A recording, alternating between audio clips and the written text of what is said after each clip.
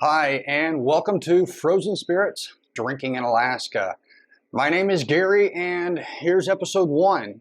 Today, I thought we would start off the bourbon channel with some tasting notes. So, I guess before we really get into the bourbon, what are some of the most common things that are found in bourbon flavors? And I've got here quite a few different flavors that you find depending on what kind of bourbon you're looking for, or whiskey, because we will be doing whiskeys on here as well. But let's go through some of the most common notes that are found. First off, let's just walk through what we've got. I've got some marshmallows here. I've got a piece of caramel. I have some chocolate and toffee, which is, they usually go together quite often. I do have some apple pie spice.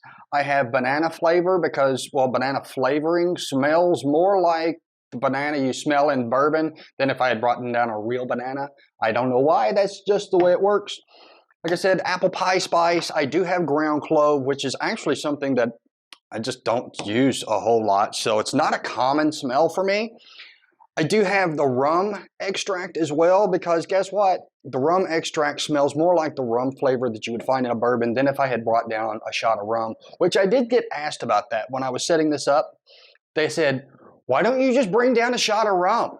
And I said, well, because rum out of the bottle doesn't always smell or taste like rum that you would pick up on a bourbon, especially if it was finished in like a rum cask or something. That is going to be closer to something like this than a typical bottle that I might bring down. And so last but not least, nutmeg. And so those are the flavors that we're going to be going through today.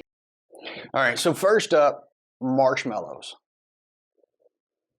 Very bright, and you can really smell like the confectionate sugar in it. It's unmistakable. That's a marshmallow, just has, it's a marshmallow. So good. Light, puffy, sugary. I have a little more energy now. Yeah. All right. So I looked for a little while to try and decide what kind of caramel would be best.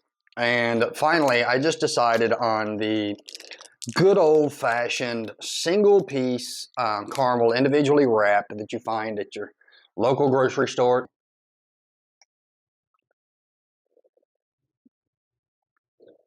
So caramel flavoring, caramel syrup that you put in coffee.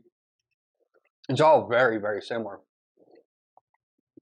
Great, smooth, just fun to enjoy.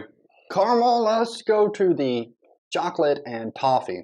Now, chocolate and toffee don't often mix in bourbons that I have found.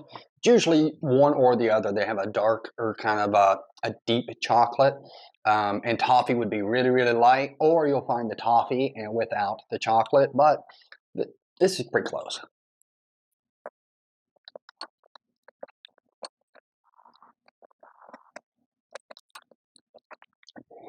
Pulling on several of those notes that you can find in the caramel. Just a little bit lighter, not hardly as rich, but similar in the palate.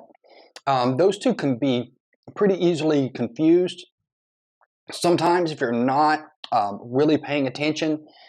But if you find either of those notes predominantly in your bourbon, that's some good bourbon. All right, banana. Now this one is a little controversial because some people like the Old Forester, which are easily the most known for their banana flavors, and some people love it. I myself really, really do enjoy the banana flavors, and I even have a mostly gone bottle of the 1920 Prohibition because I like those banana flavors. But I'm not going to take a sip out of this because it's a little too early to be drinking extract. However, I will say that that is like the most pure, like ripened banana. Like this almost smells like the banana doesn't just have spots, but is like almost brown. Like not rotten, just really, really ripe. Oh, it smells so good. It really does smell good. So yeah, that if you pick up a bottle of this, take a whiff, you'll be like, oh, and you'll never get the Old Forester series wrong again. Like, whoa, yep, that's it. I'm just playing, but I'm kind of not. All right, so next, apple pie spice. Now, I'm from the South, and we all love apple pie. And it's not really something that I would need to taste, but I thought that apple pie is something that's tasted quite often in several liqueurs. Not necessarily the apple pie, but the baking spices. So, what does it smell like? It literally smells like cinnamon and apples. I mean, it's an apple pie. Like, no doubt, it's an apple pie. All right, let's get a little on our finger here. It tastes like apple pie spices. It definitely loses the smell of the apple or the taste of the apples in all of the other spices that are in there. The apple is really only on the nose. So the next is cloves.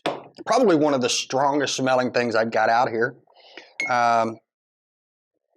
Yep, and there's no describing. It's a minty push, but it doesn't smell like normal mint. It smells like this sour mint, kind of, if you will. And we might as well go ahead and get a little on the finger.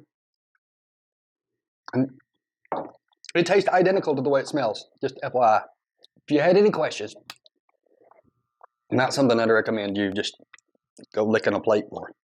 Now, rum extract, as I was telling you, does not smell like a typical spiced rum, like if you went and bought a bottle off the shelf. This does not smell like that, and that's why I got the rum extract. This smells like a well-mixed rum drink that doesn't have a flavor outside of rum. So I don't know exactly how I would measure that, but yeah. This just smells, it just smells more like the rum I would find in a bourbon. And now, last but not least, is nutmeg. Sometimes you do get a little bit of a nutmeg on some bourbons. And so I thought that, why not? And this is really probably the lightest smell, realistically, the lightest smell that I've got here. It's kind of hard to smell over everything else, especially after trying the cloves. But let's get a little of this nutmeg on here. See where it goes.